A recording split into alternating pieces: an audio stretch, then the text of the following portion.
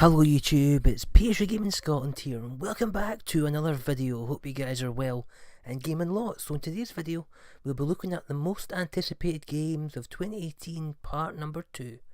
So as always with these types of videos, the release dates for these games can change and are not set in stone.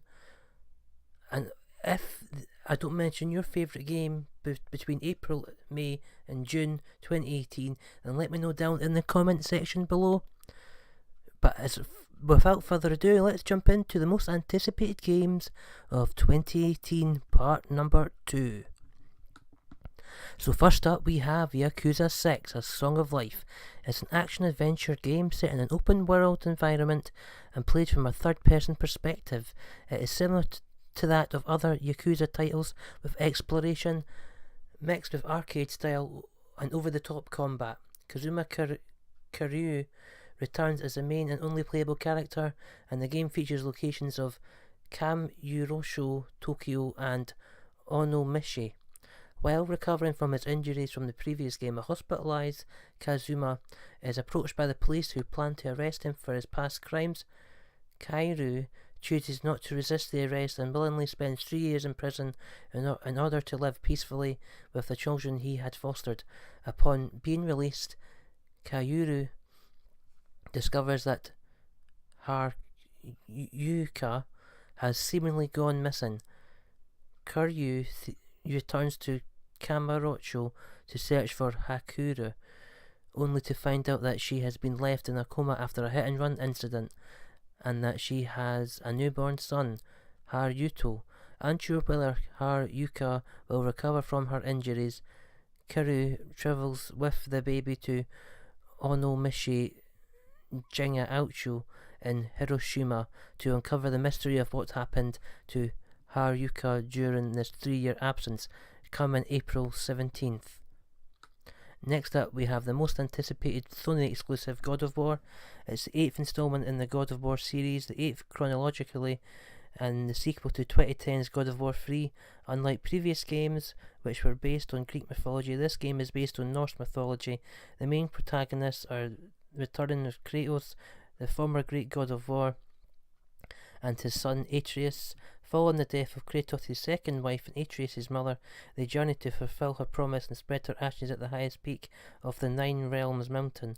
Kratos keeps his troubled past a secret from Atreus, who is also unaware of his true nature of being a god. Along their journey, they encounter monsters and gods of the Norse world. It's had amazing reviews, and the game is simply incredible.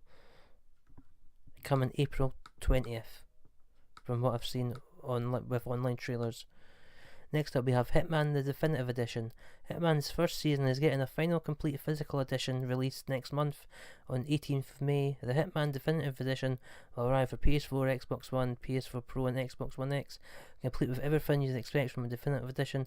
So that's all Season 1 game locations, the Game of the Year Edition, and including the Patient Zero campaign, the summer bonus episode missions, the Blood Money skin pack, and all other featured contracts and challenges packs released so far. You'll also get 3 new outfits featuring designs inspired by developer IO's interactive other games, Freedom Fighters, Kane and Lunch, and Mini Ninjas. It's fitting as the definitive edition will arrive just as the studio celebrates its 20th anniversary on May the 18th. Next up we have a game for sports fans. It's Tennis World Tour. It's a tennis sports game developed by Breakpoint Studio and published by Big Ben Interactive for Nintendo Switch, PlayStation 4, Xbox One and Microsoft Windows. The Switch version can be very much considered a simulation alternative to Mario Tennis Aces. It will be released on May 22nd. The game is being developed by Breakpoint Studio, which features Alumi from QT2K Czech, who had previously worked on Top Spin 4. The studio viewed Tennis World Tour as a spiritual successor to Top Spin. The game's career mode will include a system in which players will have to manage their tournaments they play in order to maintain their stamina and focus on events that suit their preparations for bigger events, as do APT World Tour professionals. The studio consulted with French tennis coach Boris Vallejo on these mechanics. There will be a separate pre-order on Legends editions of the game, which will most likely have to download codes to acquire the exclusive content. The pre-order edition has Andre Agassi's with his 1995 outfit and the Wilson Pro Staff 97 RF, which is Roger Federer's racket.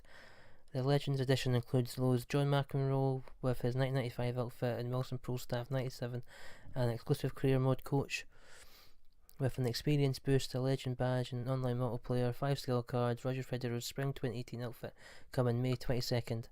Next up we have the Dark Souls Remastered. The game is getting a remaster. It's time to revisit stunning locations and an awesome hack and slash adventure that has a steep learning curve with awesome graphics and updated sound coming on May 25th. It's beloved series, and this game you cannot afford to miss. Next up we have the most anticipated game outside God of War for the Sony PlayStation. It is Detroit Become Human. The plot revolves around 3 androids: Kara, who escapes a factory she was made in to explore her newfound sentience; Connor, whose job it is to hunt down deviant androids; and Marcus, who devotes himself to releasing the androids from servitude. They may survive or perish depending on dialogue choices and shape the story as customized by the player. There is no game over screen, and the game continues even if a character dies.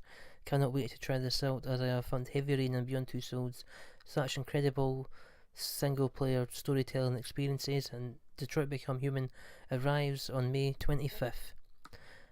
Next up we have Vampire. The plot relates how Jonathan Reed, a doctor who has turned into a vampire, comes to terms with his undead condition as he is torn between the Hippocratic Oath and his newfound bloodthirsty nature.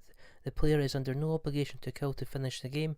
Dialogue options can be used for hunting prey to feed on, which replenishes strength and levels up the lead character. Weapons and supernatural abilities are employed while combating enemies. London serves as a fictionalized semi-open world composed of 4 districts which can be destroyed based on the player's actions. That sounds incredible. And local a local sort of area to where I am in Scotland, 500 miles away, but even still a nice sort of Barking Here type feel to it from based on what trailers I've seen. So Vampire takes place in London during the 1918 Spanish flu pandemic, whose setting was researched by travelling to London and consulting history books and documentaries. The visuals were made with fictional and factual reference points in mind, and it just looks an incredible game. Next up we have another one for car fans, Onrush. It's an arcade style racing game in which players drive cars, motorcycles and off-road vehicles across large levels of hilly terrain. The game will feature a boost mechanic that players can use to increase their vehicle's speed. Players will earn boost by performing stunts and slamming rival racers to take them out, coming on June 5th. And finally we have a sequel to The Crew. So it's The Crew 2, open world racing game where you play as unknown racer looking to make it big in the world of racing. You will meet a variety of NPCs and get to try out different events, and lots of fast paced driving action, coming on June the 26th. Now they are all the games coming between April and June. There may be games that are coming out that I haven't mentioned. I might have to update the video there and then, but if not, thank you very much for watching, guys. I've been PS3 Gaming Scotland, and I'll see you on another video. Thanks very much indeed.